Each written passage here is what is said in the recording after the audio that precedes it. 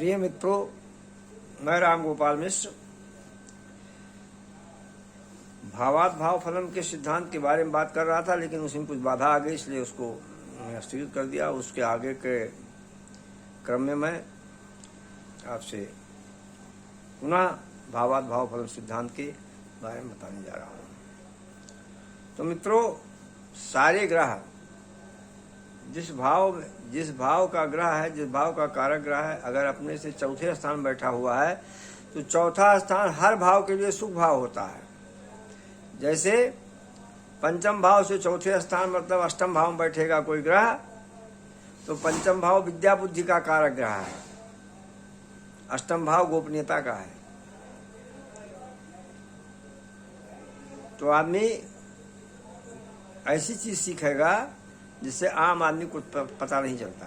गायन वादन सीख जाएगा और बहुत अच्छे पैसे, वो सुख भाव है। पंचम भाव का सुख भाव, अष्टम भाव। तो सुख कैसे मिलेगा? जब उससे आमदनी होगी। इसी प्रकार खष्ट भाव का चतुर्थ भाव, दशम भाव नहीं, नवम भाव। तो अगर खष्टेश नवम भाव में पहुंच जाएगा तो वो भी सुख का कारक बन जाएगा। सुख का कारक कैसे बनेगा कि वो धर्म कर्म से पैसे लाएगा। विद्या बुद्धि का कारक है, मतलब पंचमेश अगर सप्तम भाव में गया, चतुर्थ भाव में गया अपने से अष्टम भाव में, तो वकील भी हो सकता है, लायर भी बन सकता है। क्योंकि विद्या बुद्धि से ही कमाना है उसे। इसी प्रकार पढ़ने का जो भाव, पंचम भाव से पंचम नवम भाव। तो अगर पंचमेश नवम भाव में चला जाएगा तो धर्म कर्म के क्षेत्र में पढ़ाई करेगा। सप्तमेश चतुर्थ भाव में चला जाएगा तो दसम भाव हो जाएगा उसके लिए। दसम भाव कर्म का भाव, सतत मेहनत करता रहेगा। आमदनी कुछ हो, कम हो, ज्यादा हो, उससे कोई मतलब नहीं, लेकिन परिश्रम खूब करेगा। परिश्रम में ही उसको सुख प्राप्ति होगी।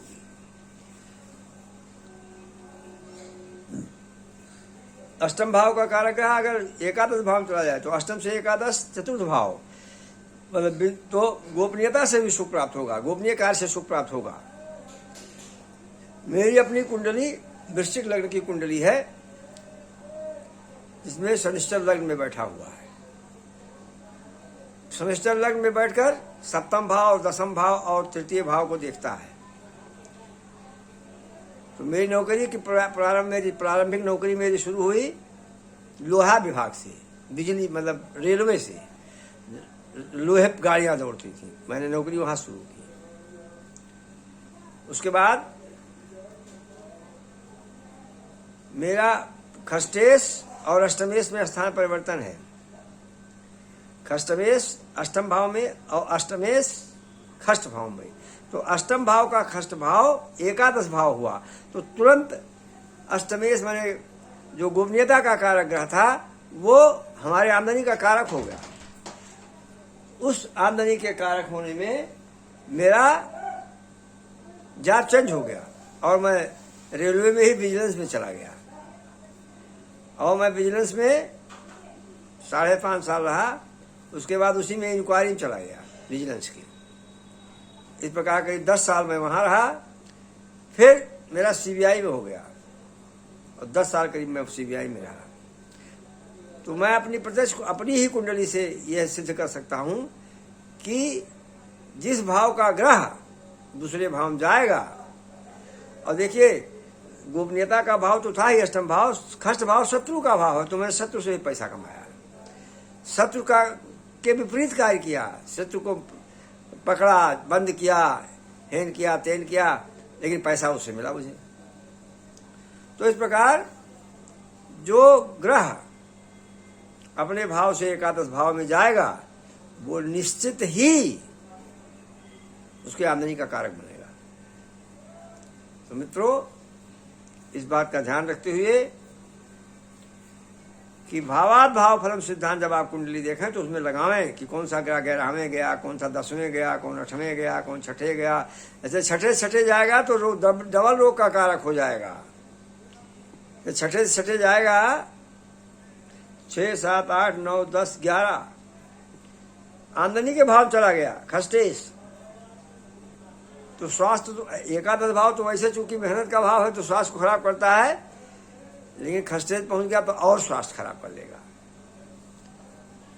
इस प्रकार मेरे कहने का भाव यह है कि आप जब कुंडली देखें तो भावात भाव फलम के सिद्धांत को अप्लाई करके देखें तो उसमें आपके कुंडली में कहाँ कहाँ गुंजाइश है, कहाँ कहाँ आप राइज कर सकते हैं, उठ सकते हैं, गिर सकते हैं, सब दिखाई पड़ता है।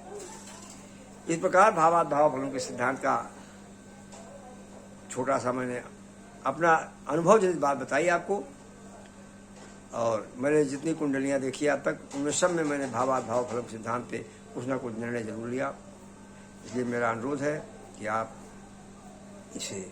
इसी आधार पर कुंडली देखें और समझें। आगे मेरा अनुरोध है कि मेरे चैनल को सब्सक्राइब कर लें, लाइक कर लें, जिससे कि मैं आपको यूट्यूब वीडियो बनाऊं वो तुरंत पहुंचे। धन्यवाद। जय श्री राम।